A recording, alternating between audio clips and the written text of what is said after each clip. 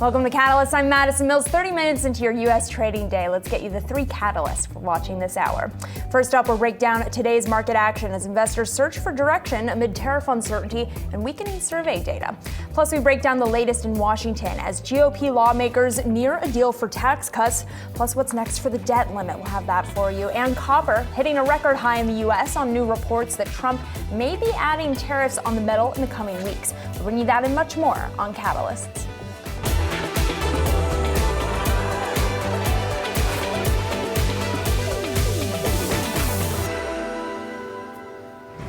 Half an hour into the start of U.S. trading, let's get you a check on the market action here. Taking a look at the major averages, not a lot of conviction to report today. You've got your Dow Jones moving to the upside, continuing this dynamic where the Dow and the NASDAQ tend to move in opposite directions. You're seeing that playing out this morning. You've got your NASDAQ down about 0.9%. Your S&P is down just about 0.3%. I quickly want to note that information technology is the worst performing sector of the S&P so far this morning. Energy and financials among the top performers. But let's flip the board over to the bond market. You've got yields continuing their move to the upside. Decent move up in the 10-year, up about 4 basis points this morning, holding that key 435 level here. And finally, let's take a look at Bitcoin. I believe it is still, moving to the downside. 2 days of losses here for Bitcoin. So maybe GameStop, hey, they're getting it at a discount, I guess, today.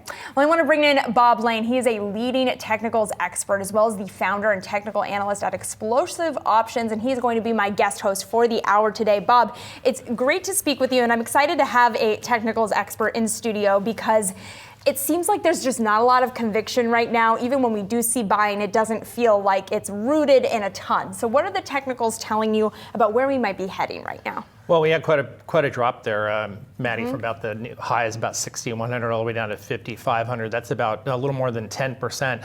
And people were starting to get worried that we were going to get into a bear market territory. We did have some bear market action, especially in February.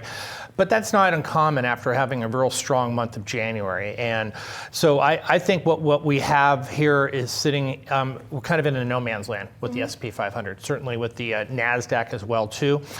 These are the two strongest indices for the past couple of years, and they're showing a little bit of weakness right now. I think this is kind of common in March as we come up to earnings season, which is going to be starting in a couple of weeks. I think we're going to be starting earnings with some of the big banks towards the second week of April, and they're going to give us some good lead on how the rest of the market is going to do.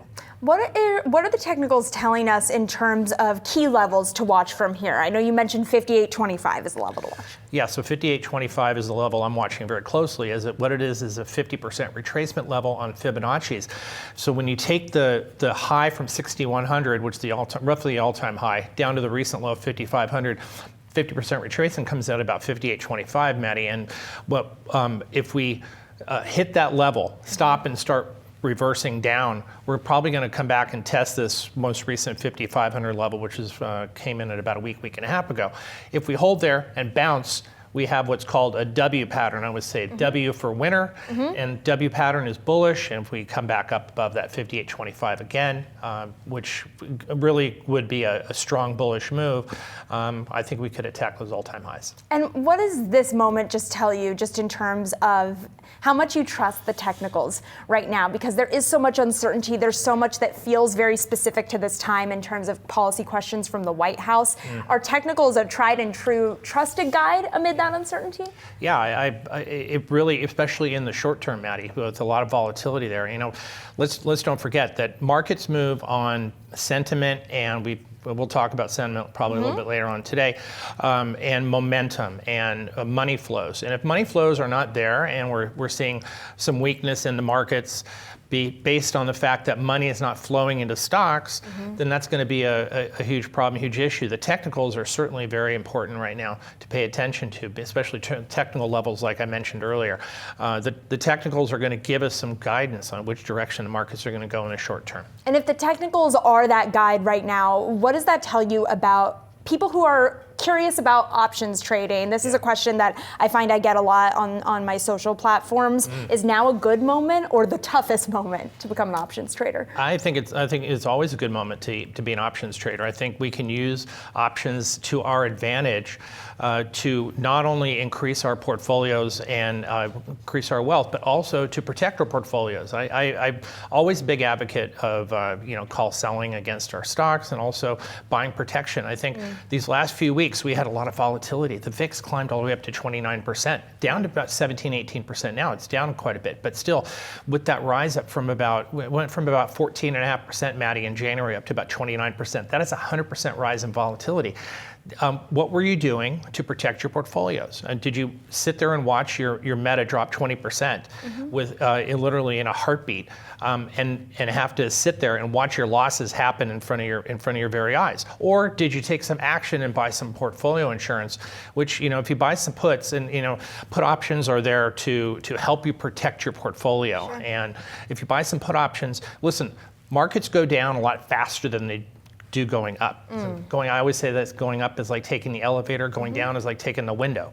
So it's much faster than it is going down than it is going up. So are you able to protect yourself and protect your portfolios, reduce that volatility in your portfolio over a certain period of time, and then get right back in the game? I love that. Really great overview, Bob. Thank you so much. You're going to stick with us throughout the hour here, but I am going to get over to our next guest. We've got some breaking news. The Congressional Budget Office warning that the federal government could run out of money to pay its bills on time as soon as August if lawmakers fail to raise or suspend the debt limit. Now, since January, the Treasury Department has been using special accounting maneuvers to avoid breaching the debt ceiling. The current House plan calls for a $4 trillion increase to the debt ceiling, a measure some Senate Republicans bump up against.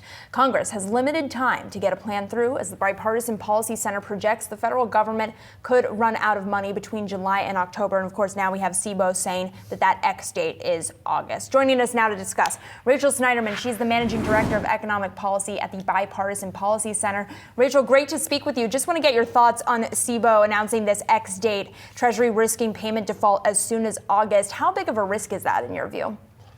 Thank you so much for having me back. And, I think this latest figures from the Congressional Budget Office are in line with what we're seeing here at the Bipartisan Policy Center, that lawmakers have a window later this summer, potentially even into early October, where they need to take action to address the debt limit, either further raise or suspend once again the debt limit. This is an issue that Congress has repeatedly flirted with, increasingly so over the past decade plus, but it's not one that we need to take lightly. There are several fiscal milestones that Congress is dealing with, from extending tax cuts to soon dealing with appropriations. But when it comes to the full faith and credit of the United States, this is certainly one that needs to rise right now to the top of the priority list. Given that the debt ceiling has kind of been roped into reconciliation, how complicated does that make the path forward to lifting the debt ceiling in your view? Goodness, well, it is quite complicated. I mean, a stack of dominoes is certainly no joke. I think that we saw, as you noted, in the House budget resolution, a $4 trillion increase to the debt limit passed there. But it's important to note that is just the beginning of the budget process to kick off. And the Senate did not have such an increase in their budget resolution. So right now, Republican leadership in the House and the Senate need to reconcile over what to do with the debt limit. Whether or not they're going to need Democratic support will really hinge on whether they can make this deal with the debt limit in a partisan reconciliation process. We saw President Trump also come out and request this be taken care of in forthcoming tax legislation. But, if, for example, a reconciliation bill slips further into the calendar year, and we see, for example, tax receipts come in lower than anticipated, or natural disaster spending with hurricane season starting in June really tick up, we could see the X date falling earlier in that range. And if that doesn't line up with the reconciliation process, there will need to be another vehicle through which Congress needs to either, again, raise or suspend the debt limit. And of course, there's also the potential of the market reaction. Bob is still with us, so I wanted to ask you, how are you thinking about how the bond market might respond if we just keep lifting the debt limit over and over again? We might have bond vigilantes coming in, and then that could be a negative for the stock market as well. Absolutely. And I think the worry here is that that the Fed is stopping their QT program here right now, and which is on the one hand is a good thing, but also which they're going to stop buying bonds. But on the other hand, who's going to be buying all that supply of bonds over the coming years when the Treasury has to continue to raise more and more money to pay for this debt? Once Maddie, later this year we may hit that magical $40 trillion level of debt, and it's unheard of. It's unfathomable number, and unless they get it under control somehow, the bond market at some point in time is not going to be happy about it, and we're going to see yields starting to rise. Look, more recently, we've seen yields creeping up. The 10-year yield is telling us that inflation is sticky, and inflation is sticky. That also says that bond traders really don't want to have anything to do with fixed income at this point. Yeah, and Rachel, I want to bring you back into the conversation here. To what extent do you think this administration is really watching the moves of the bond market in reaction to policy that impacts things like the debt ceiling, for example? Do you think that's something they're taking into consideration as a risk for the economy? I think it behooves them to do so because we have seen even in past debt limit impasses, such as in 2013, for example, Treasury bills that were maturing near or around the X date saw elevated interest rates. We saw increases in U.S. credit default swaps. We saw declines in stock prices for companies that were impacted by government spending decisions. And so, I think that even just the potential risk of a government default creates uncertainty in the market. And we know that shaken investor confidence when we're talking about investments, the safest investment, truly in the global financial system coming under question is certainly one that we would want policymakers in the White House to be fully aware of and concerned about. And again, we know the way out here, and it will require that type of compromise and quick action on behalf of really, truly all in Congress and up and down Pennsylvania Avenue. So, Rachel, clearly the Trump administration has embraced supply-side economics as its MO for increasing economic growth, but of course that means that tax cuts are a focal point for the administration and for the economy. But you mentioned that tax receipts could fall rather short this year with high tax rates that we have currently right now from the prior administration.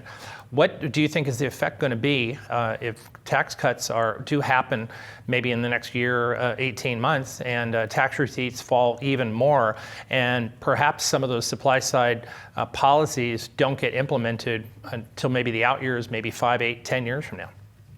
Well, you bring in the uncertainty surrounding tax season, especially when we're looking at revenue volatility. I mean, that's always the hardest cash flow, indicator for us to predict. And the coming weeks are going to be extraordinarily important for narrowing that range. As we're thinking about kind of longer term impacts, I think that this really calls into question our broader fiscal outlook. We're talking about the fact that we have a $36 trillion national debt, tax cut extensions that could add a potentially $4.5 trillion to that, if not fully offset or coupled with new revenue options or decreases in government spending. Also, the need to really tackle the fact that entitlement programs are where a lot of that autopilot spending is happening, and that just paying interest on our national debt is becoming kind of the third largest budget outlay. And so, I think that it's important that, in the context of the conversations that are happening on Capitol Hill, that we not lose sight of the fact that, yes, we are talking about further increasing the debt limit just to avoid default, but it's really time to get our fiscal house in order and have conversations across the aisle about the fact that a $36 trillion and growing national debt is not sustainable. I think that has to start with the fact that debating over just a blanket extension of $4.5 trillion in taxes might not be the most fiscally responsible decision at this time.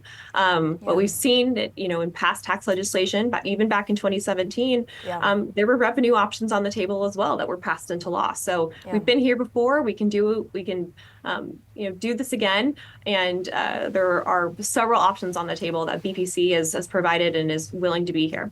Yeah, never-ending movie when it comes to the debt limit, as you know well, Rachel. Thank you so much for joining us and breaking that down. Really appreciate it. Thank you.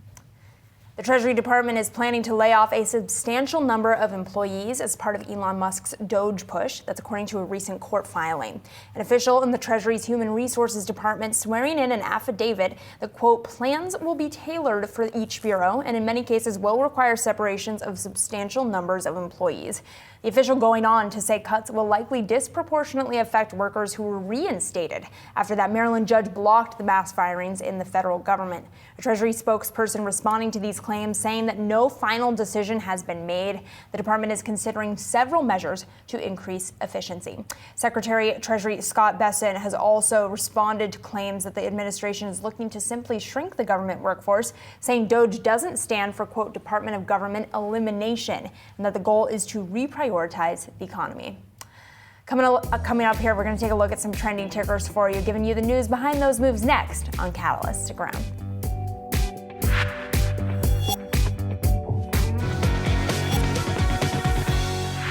It's now time for some of today's trending tickers. You can scan the QR code below to track the best and worst performing stocks of the session with Yahoo Finance's trending tickers page. First up, Boeing, set to stand trial on June 23rd in a criminal fraud case for allegedly misleading regulators about the 737 MAX jetliner before two of the planes crashed. This comes after Boeing lawyers and the Justice Department have spent months trying to renegotiate a July 2024 plea deal. So, Bob, I know that you're still with us, obviously, and this is a stock that you have been watching. What do you do with Boeing? So this news with Boeing, I think, is a relief for the company. I think it's going to be good. I think it's coming out and you got to put this settlement behind them. It's been several years. Once this is put behind them, I think that the volatility in the stock is going to start to come down, and it's going to bring in some people who want to buy the stock, especially big institutional investors. Been waiting for that opportunity, waiting for this overhang to get behind them. This last quarter, when they reported in January, it was, I'm going to call it the kitchen sink quarter, where they threw everything in the kitchen sink. With the new Kelly Ortberg as a new CEO, took over about a year and a half ago. Done a really great job, fantastic job. They recently got a nice contract with the government and beat out Lockheed Martin for that one earlier in the week. Yeah. And the stock has been performing well. It's not up a lot this year. It's up about 4.5–5% for 2025. But I think that it's got some room to move up higher. I'm very bullish on Boeing right here. Yeah, and taking a look at our Yahoo Finance platform right now, you can take a look at the analyst ratings on the stock. It's a little more bullish than honestly I had personally anticipated. About 60% of the street has a buy, 35% hold, only 2 sells. No, it's not bad, and frankly, I think a lot of those people who had buy ratings, Maddie, came out from sell or neutral ratings just the past 4 or 5 months, and so the trend has been towards bullish and towards buy signals. Very true. We have seen a turn positive in some of those ratings. All right, we are also going to talk about Meta, the best performer in the Mag 7 so far this year, up about 7%. The tech giant also seen a record-winning streak earlier this year, gaining for 20 straight sessions. Now, then we did see a little bit of a sell-off, and obviously you're seeing a selling off a little bit today with Meta. I guess I wonder what your bull case is for Meta, but also what you do with this stock that's there's obviously no negative news on Meta. It's just part of the general market sentiment right now. So how do you handle owning a stock like this in this environment? So pretty volatile stock, right? Highest price name of all the Mag 7 stocks. It's over $700 or $600 a share right now. Yeah. Selling at 21 times 2026 earnings. It's not expensive. When you think about the multiple that it's been given, it's going to grow their earnings probably about 14 to 16%, and that's more conservative for 2026. And so they say that the stock should deserve a multiple of about 2, maybe 3x. So we're talking about 28 to 34 times earnings. So it is actually probably trading at a severe discount from where its multiple is being priced at. So I think that this stock has got some legs. It's probably the best of all the Mag 7 stocks out there. And again, as you said, it was the only stock that was up in 2025 of all 7 of those names. I think that the growth rate for them is enormous. They're spending a lot of money in CapEx and buying a lot of AI chips and so forth. They see a future here with spending a lot of money. The competition is fierce. Don't get me wrong. I mean, names like Microsoft, Amazon, and Alphabet are coming after Meta in a big way. But I think that with the resources that they have, with the money flows that they have being generated, I think there's the best winner, the biggest winner is going to be Meta. Meta more viable than NVIDIA right now? I think so. I think NVIDIA, is kind of stuck right now. I think we may see NVIDIA within a 5-point range by the end of the year from where it is right now. So we're talking maybe between 125 and 115. It may be right there by the end of the year. I think a lot of the movement that NVIDIA had for the past couple of years was that people were buying the earnings for 2025, 2026. Well, we're there right now. We're here. So, Exactly. The really growth is not there right there for NVIDIA. Right, a lot of it is priced in. All right, another name that we want to get to here. We are watching Gap ahead of competitor Lululemon's results due out on Thursday rather. Now, Bob, I know that you say Gap is one of the strongest retailers right now. They've had a lot of rehabilitation of the brand under their new CEO here. What are you looking at for Gap? Really like the Gap here, and they did something unusual a couple weeks ago, Maddie. They produced really strong earnings for a retailer and raised guidance. So if you look across the landscape of retail, not very many companies. I mean, we're looking at some of the bigger names like Walmart and Costco and so forth, and Home Depot. None of these companies guided higher, but not only did the Gap beat their guidance, but they also guided higher for not just the next quarter, for the whole entire year of 2025. That's very impressive. And I think the brands that they have, like Banana Republic, Old Navy, you talked about that one, and then also Athleta, which competes directly with Lululemon. These are great brands that are going to do extremely well in good times and in bad times. So I really believe that the Gap, the best times are ahead of it right now. There's kind of, as far as the chart's concerned, Maddie, trading in a range right now, longer term range, stays above 20, gets above 25. I think that it's got some legs to run up towards 30, 35 bucks. I have a fan theory that Gap is going to go the way of Abercrombie and Fitch. The other year, I think it was 2023, where they outperformed NVIDIA year to date on the S&P. They had a huge year, and I feel like they're heading there. Also want to correct myself. I said the CEO was new. He's been in the position since August of 2023. So it feels like he's new because the brand is so fresh right now. But he's actually been at this work for a couple of years. All right, let's turn over now to more Tesla news. Tesla is going to be participating in a robotics symposium this week on Capitol Hill. We will have its Optimus humanoid robot on display, according to reporting from Axios. The event is scheduled for today in the Cannon House office building, according to the invite to congressional offices obtained by that outlet. The event coming at a politically charged moment for the EV company, whose founder Elon Musk has become one of the most controversial members of President Trump's inner circle. You can see some of those humanoid robots right now, again, set to be displayed on Capitol Hill today. We'll have all your markets action ahead here on Yahoo Finance, so stick around for more.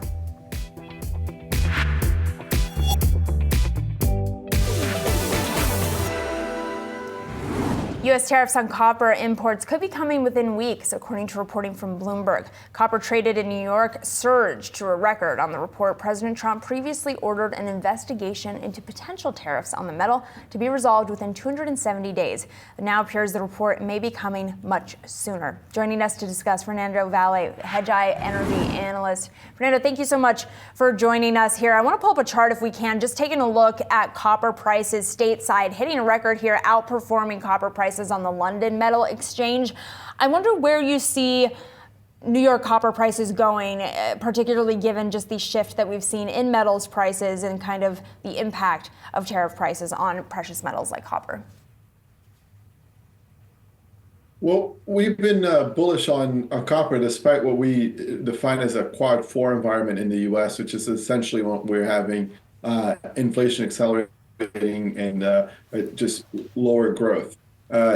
So the reason for that is exactly what you mentioned. Is we think copper will follow a similar trend to what steel has done, which is ramp on the back of tariffs. The big issue that we see is that on our trading ranges is getting close to the top of the range, and so there might be some limited room here to grow. We think that that's already a little bit front run as it goes. But the one thing that I'll caveat that is, we're expecting to see a large stimuli from Europe and China specifically, which has been the largest buyer of copper, and that could be a significant impact, positive impact, even after the tariffs. So to what extent do you think we're nearing a top with copper, given the multitude of factors that you just laid out?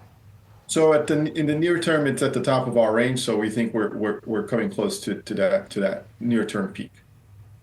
Got it. And I wonder how you're thinking about just the shift in metals prices overall and how big an impact that could have on the prices of other, goods that obviously these metals are put into in the United States in particular. How should we be thinking about the impact that this lift in copper prices could be having just on everyday products? So the near term, the biggest copper goes primarily into the construction side in the U.S. We are already seeing it. We've seen a slowdown there on the overall construction. So we aren't expecting to see again a huge impact near term. The biggest factor for us has been the slowdown from the economy itself. Obviously, you've had deflationary measures with Doge and others cutting some of that consumption. So when it comes into April, we expect to see a little bit more of an acceleration where we get incrementally more positive. But in the near term, we've seen more. We've been very bearish on U.S. consumption. We've actually seen capital flows going outside the U.S., as I mentioned, to Europe and Asia, where you're getting more stimuli and potentially recovery from what has been a very dire previous period.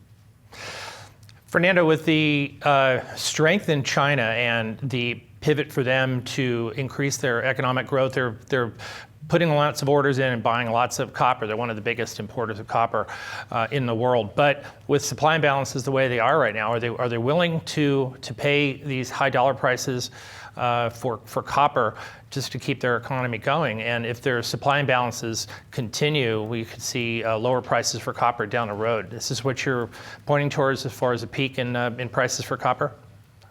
Yeah, and more in the near term has been the U.S. demand side being weaker because, as we said, that Quad 4 is biting right now. As you mentioned, China, I think the stimuli is because their economy is struggling, and so they are going to try to increase demand. Is the same thing that we've said on the natural gas side, with the caveat that natural gas has already been strong because of the inclement weather in the northern hemisphere over the winter. We think there's going to be an increase in demand because Europe and China are stimulating their economies, whereas the U.S. has been trying to contract or at least trying to reduce some of the deficit with, again, acts like Doge and others trying to curtail some demand and then just the effect of prices itself. Going into April, we see an acceleration in overall demand, and that could be positive for copper.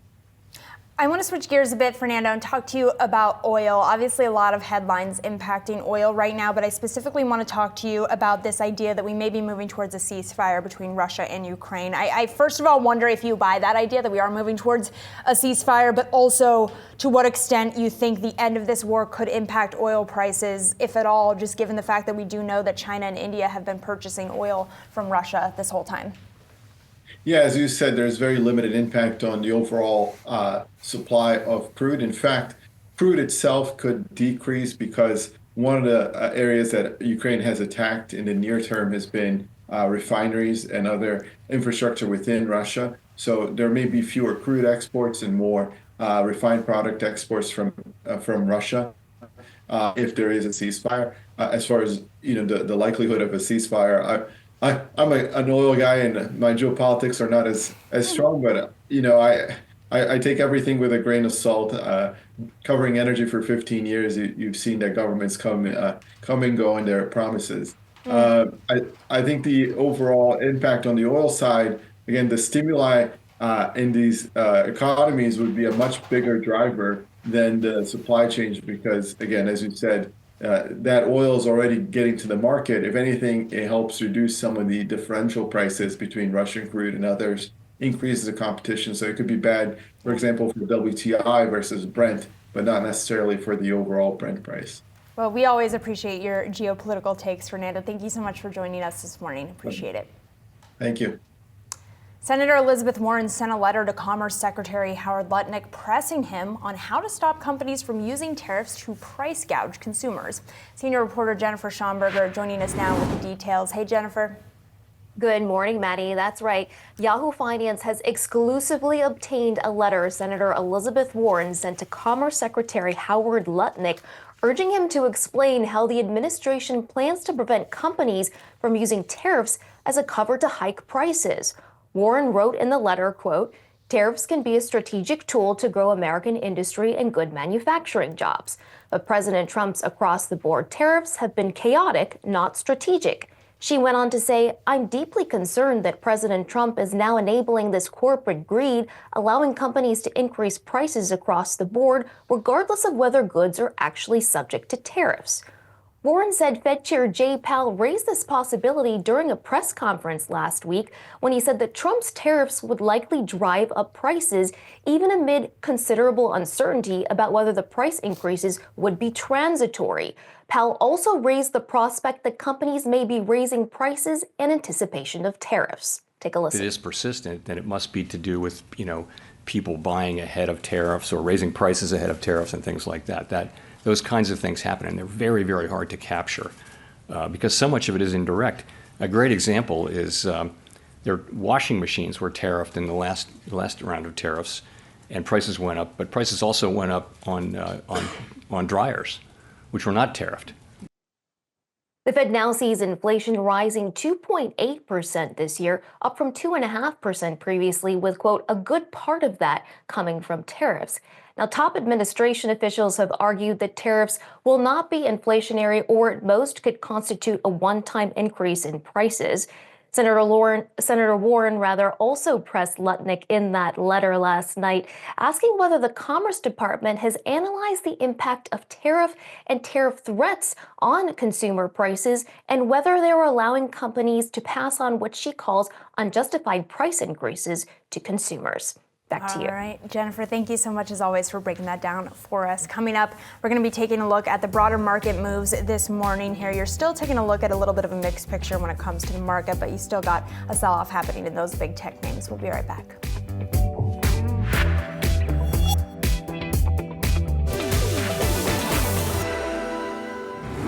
Investors piling into European stocks in 2025, with our next guest calling it the equity trade of the year. But now, is it a little too crowded? Joining us to discuss more, I want to bring in Maria Vatemoney. She is the State Street Global Markets Head of Equity Research. Maria, great to have you with us this morning. Appreciate you making the time. Is the EU trade already overcrowded? Yes, hello. Very pleased to be here. According to our data, yes, it is. Institutional investors started the year with big underweight in European stocks. We saw a lot of money going in, and now positions are above benchmark. So yes, definitely big positions there, huge expectations. And talk to me, too, about which areas of the trade are too overcrowded right now. I know there are a couple of areas in Europe in particular that look really overbought. Yeah, no, that's a really interesting point. So what investors have been buying in Europe, it's really two sectors. One is banks and the other is defense stocks. So that's pretty much the only positions that investors have in those areas. Arguably, they are the most kind of richly valued. And investors rotating out of US into Europe is really not going and buying like those cheap undervalued areas that we kind of hoped for. Investors went and bought very specific areas, banks and defense. And we also still have Bob Lane on set with us. Bob, I want to know from your perspective and from the technicals perspective, is the Europe trade overdone at this point? I think it is, and Maddie, relative strength is extremely high right now with European stocks. Across the board, you look at Germany, France, England, and so forth. Some of these companies have reached levels that they hadn't seen in a couple of years, and that's generally that's a bullish sign. But when we do get a little bit overcrowded, we get a little bit too much money coming into these names, it's time to pull back a little bit. And I think that most people are going to look into taking money off the table here and probably putting that money to work, maybe here in the United States or else in Asia. Yeah, well, let's talk about that with you, Maria. I want to bring you back into the conversation. What are some areas that are perhaps oversold right now that investors are not paying attention to that could be good opportunities? I mean, first of all, I would like to kind of echo the point that your previous guest made, is that we are already seeing institutional investors selling European banks. So one of those areas that is very crowded, where stocks are at extremely high levels, investors begin to sell. So that's already beginning to happen. In terms of where they're putting money in, I think one really interesting area is US healthcare. So that's the sector that is really have very low investor positioning. It underperformed very much. There are some challenging fundamental backdrop, but now it's beginning to catch investors' attention. It's strong kind of cash flow profile. So we find that very, very interesting. And talk to me, Maria, as well about the fact that there's just such a fall off in consumer confidence in the United States right now. We have Neil Kashkari just now saying tariffs are creating a dramatic shift in confidence for investors who are just afraid of the U.S. volatility right now, but they're hearing you say Europe might be overcrowded. Are there other emerging markets they should be looking into? Yeah, no, I think that's a really interesting point. On consumer side, I think there is some kind of contrast between consumer confidence and actual spending. So that potentially something to kind of dig into it a little bit more. So consumers are worried about the potential uncertainty, tariffs, layoffs, slowdown, but actually they're still spending. And that's generally true. We see hard data is still kind of surprising on upside, while soft data surveys are a lot weaker. But in terms of rotation, as I said, healthcare look very interesting. I mean, we're increasingly looking into China. So China is one place where government is really, really trying to stimulate domestic economy. And we are in kind of our data on online inflation, beginning to see some signs of consumer beginning to spend. And again, obviously, investors start from a huge underweight position. So there is potential for better performance. Maria, we've often seen that European stocks tend to follow the lead of the United States over a period of months. And more recently, we've seen some good strength in the U.S. stocks in financials, brokerages, so forth, names like J.P. Morgan, Goldman Sachs, Wells Fargo, Citigroup, and that sort of group. So are we going to see more of that happening in Europe with some of the bigger European banks like a Deutsche Bank and others following the U.S. lead with strong financials? I mean, that's definitely has been happening already in Europe. So European financials were like by far the best performing sector this year and last year. So valuations have definitely increased, positioning has definitely increased, and underlying fundamentals are quite strong in European banks. I mean, I can keep joking that it took Europe for like a good 15 years to kind of recover from financial crisis, but European banks currently are in a very, very healthy state. My concern is valuation. My concern is huge investor positioning. So like a lot of very good news for European financials kind of in the price already. So to me, it's quite logical to kind of risk reward is in the downside there already. Maria, amid all of what you have spoken about and just the areas of the market that do look a little bit overbought, how are you viewing U.S. tech? U.S. tech, so that's my long-term love. So we have to admit that. So we love tech for long periods of time, for last maybe decades. So it used to be beta, it used to be growth, it used to be cyclical, long duration. And right now, what we really like tech for is quality factors. So it's very low leverage, it's very stable earnings, it's great cash flows, high margins, high return on equity. So those things to us is really, really important to emphasize in periods of kind of uncertainty and instability, and particularly given that investors have really adjusted their positioning. So now holdings, kind of our measure of investor holdings relative to benchmark, are about half of what they used to be at the start of the year. So to us, it's definitely good to like buy the dip opportunity. All right, Maria, buy the dip on tech. Thank you so much for joining us. Appreciate it. Coming up, what ETF flows tell us about investor sentiment and emerging markets. We'll continue the conversation next.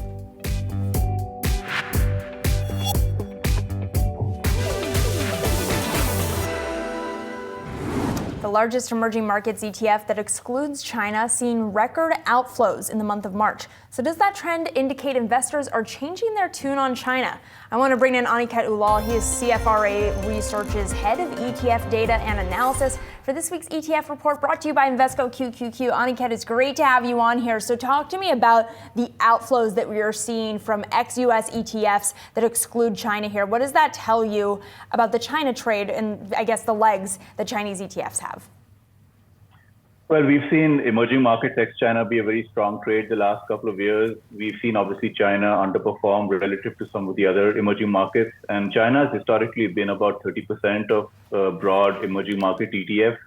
That trade has, of course, reversed in the last few months. We've seen, particularly after the DeepSeek kind of models being released, much more optimism around China tech. I think China large caps are up about 20% year to date this year. So that's now starting to get reflected in some flows. So we're starting to see emerging markets ex-China see some outflows and some money go back into China itself. And Bob is still with us here. Bob, I want to ask you about this because we've talked a lot about the China opportunity. Are you seeing specific opportunities playing out for China on the technicals basis? What's that telling you? Yeah, again, here's another situation similar to Europe that China markets like the Shanghai and Hong Kong Hang Seng are quite overextended right now. So we could lose a little bit of a breather here. The technical conditions, they don't stay overbought for too long before we start seeing a little bit of a correction and start seeing money flows coming out of there. So it's not a surprise to me to see that ETF money is starting to come out of some of these China ETFs and some of the, even we started seeing the European, the prior guest told us that. But certainly over a long period of time, we're going to see good strength and good money flows, and we have over the past 17, 18 months, and I looked at some of the data there, really good strong money flows into some of these China ETFs, but as of right now, pretty overbought right now, and I think that it's due for a bit of a correction. Wow. So Aniket, given that, what is the data showing you? How are you looking at the flows into those Chinese ETFs and the extent to which that dynamic might be able to continue before any potential correction? I mean, there's really two segments to this market. There's the institutional side and then the advisors and retail side, and ETFs capture both of those. What we've seen is that the retail flows from advisors and self-directed investors tend to lag institutional money. And so, that's because, portfolios may rebalance or model portfolios may rebalance just monthly or quarterly. So I think to some extent, the fact that, on the institutional side, investors may feel some of this is overbought, and that may be true. But I think it takes time for retail investors to kind of catch up to that. Mm-hmm. So I think we'll see kind of retail and advisor flows lag institutional flows a little bit in this space. So, Aniket, we're obviously seeing some great growth in some of these emerging countries. India is one that has my attention. The INDA is obviously an ETF number. Is an ETF that has done extremely well over the past year and a half. Are we seeing good, strong money flows into India here? And do you see that continuing over the next 16, 24 months? I think a lot of people see India as kind of a longer-term growth story for fundamental reasons. We know that there's been a lot of digitization in India, particularly in terms of digital payments and so on. I think investors are bullish on some of those longer-term trends. We've seen given what happened with COVID, some companies kind of reconfiguring supply chains that may benefit countries like India and Vietnam. So I think India is kind of benefiting from longer-term trends around supply chain reconfiguration, as well as things like digitization in finance. So there's also a fairly healthy pipeline of companies in India that are private that could go public. So I think some of these factors are benefiting India ETFs right now. And Aniket, I'm curious from your perspective, where you're seeing kind of the most flows when it comes to investors seeking safety outside of the U.S. completely, or seeking safety in just diversifying within U.S. equities, looking at things like, dividend-paying stocks, for example, consumer staples. To what extent are you seeing those two buckets, both global safety and domestic safety, competing with one another?